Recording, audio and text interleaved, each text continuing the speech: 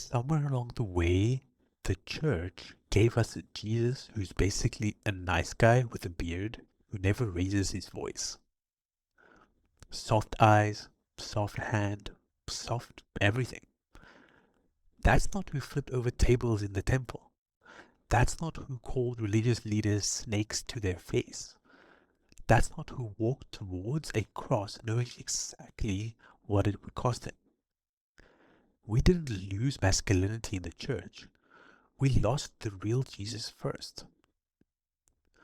By the end of this video, you'll see the version of Jesus that actually got edited out of a lot of Sunday mornings. Not less God, but more man, controlled, dangerous when it mattered, and gentle on purpose, not by default. We start with John 2, in the temple. Jesus walks in, sees what's happening to his father's house, makes a whip out of cords, right? Turns over a table and drives people out. Make not my father's house a house of merchandise. John 2, chapter 16. That's not just a metaphor, right? That's a physical force applied deliberately in a righteous anger. The gentle Jesus version of the church history conveniently skipped that chapter a lot. But here's the part that matters more than flipping the tables. He didn't lose control. He didn't snap. He had anger. The anger had a direction, right? Protecting what was sacred from being cheapened. That's the difference between rage and righteous strength. And it's a difference that most of us were never really taught to spot or to look for. Think about God of War and Kratos again, right? The entire 2018 arc is built around a man whose old self was pure, undirected rage, destruction with no purpose. The growth isn't becoming weaker.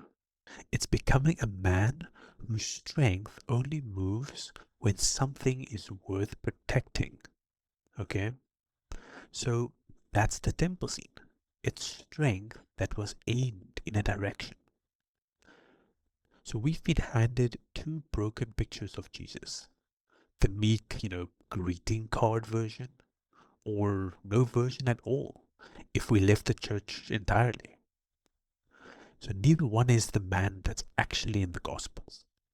The real one had enough physical and moral force to clear a temple by himself, and enough self-control to never use that force selfishly, not once. If he had that kind of force in him, why does he let himself get arrested without a fight in just a few chapters later? See, that's the part that actually exposes what real strength is. The Garden of Gethsemane, Peter pulls out a sword, and Jesus tells him to put it away.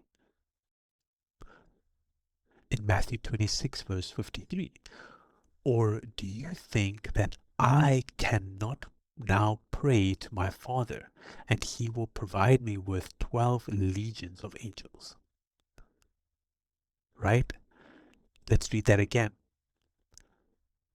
Or do you think that I cannot now pray to my Father and he will provide me with 12 legions of angels? He's not weak in that moment. He's saying the opposite, right? I have more powerful available to me right now than anyone can even comprehend, and choosing not to use it. That's the part the soft Jesus version and the dominant everything version that both kind of miss completely.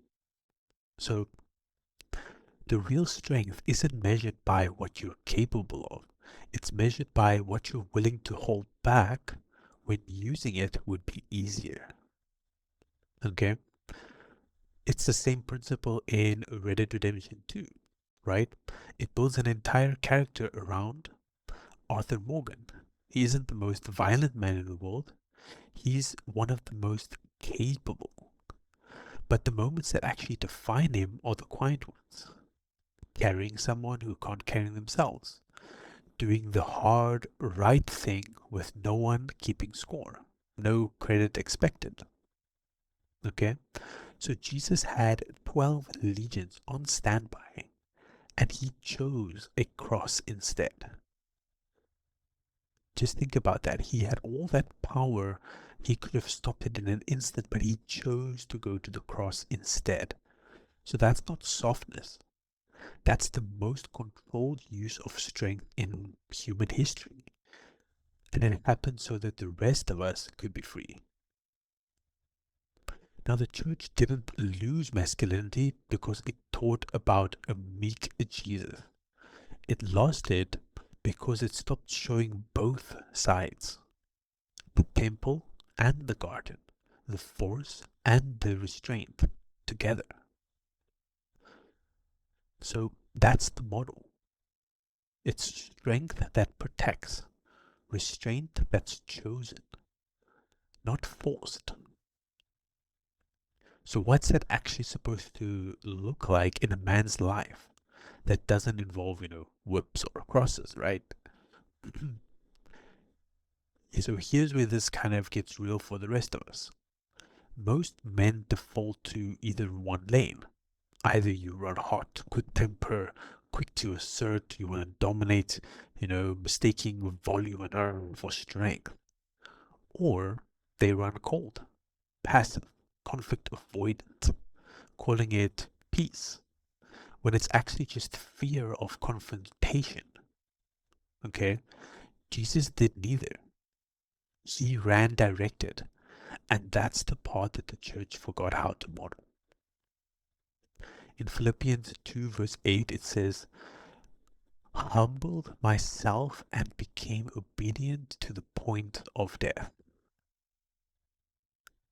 Humility isn't weakness, it's strength, choosing a harder, slow road on purpose, because the goal mattered more than the ego. A man who can't get angry isn't gentle.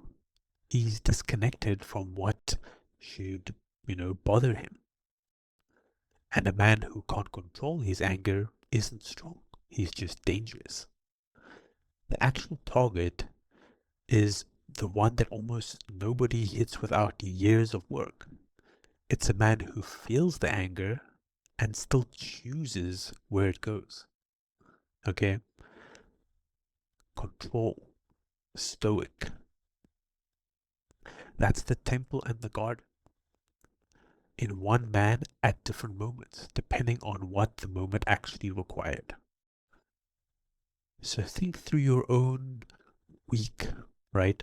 Where did you run hot when restraint was actually needed? Did you snap at your wife, your kid, the guy who just cut you in traffic? Okay. Where did you go passive where you should have, said something? Letting something that was genuinely wrong slide because confronting it felt harder than absorbing it. Okay. So both of those are the same root problem. Undirected strength. Jesus never had that problem, not once. In every direction, he felt everything fully. Grief, anger, love, and none of it ever ran the show. He did. He was in control. So that's not a personality trait that you're born with. It's discipline, built slowly. The same way that every serious RPG, build gets stronger. It's not by skipping the grind. You have to put in the hours when nobody's watching, right? Point by point until the character can actually carry the weight that the story demands. So how do you actually start building that kind of strength? That knows exactly when to move and when to hold. This week, before you react to anything or anyone, just pause for 3 seconds and ask the question, is this the temple moment or a garden moment? Does this actually require force or does it require restraint? That's it. just 3 seconds.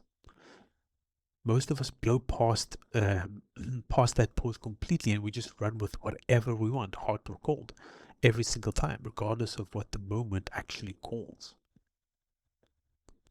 So take a moment to be present, to be patient, to analyze the moment, what's needed in that moment. In James 1 verse 19, that backs up this completely. Let every man be swift to hear, slow to speak, slow to wrath. Okay, the first thing is swift to hear. That's the pause. You just wait a moment. Don't just react. Wait, analyze your thoughts, analyze the moment. Okay, everything else comes after. So, again, I'm not going to pretend that I get this right constantly. I definitely do not. Okay, I have my moments where I completely have an attitude, where I run hard where I'm not supposed to. Okay, um, I do mostly try to avoid conflict, but then when I react, I can react quite aggressively. So this is something that I need to also, with you guys, actually maintain and relax and just take a moment to think, what what would Jesus do, right? That's kind of what we're here for. Okay. So the church didn't give us a soft Jesus by accident. It gave us half of him and called the other half the whole picture, right? The real one cleared a temple on his own, right? With his own hands and walked to a cross without a fight. Okay, both of those came from the same source, strength that knew exactly where it needed to go. That's the masculinity that the church forgot to model. Not aggression, but also not passivity. Direction. So this week, run the 3-second pause before you react to anything, right, that gets under your skin. Think to yourself, temple or garden, force or restraint. Pick one in that moment that it actually needs, okay? And please write in the comments if you had any moment like this week, that you felt that you needed to give restraint, or that you needed to show force or strength. Okay, and I'll see you guys in the next one.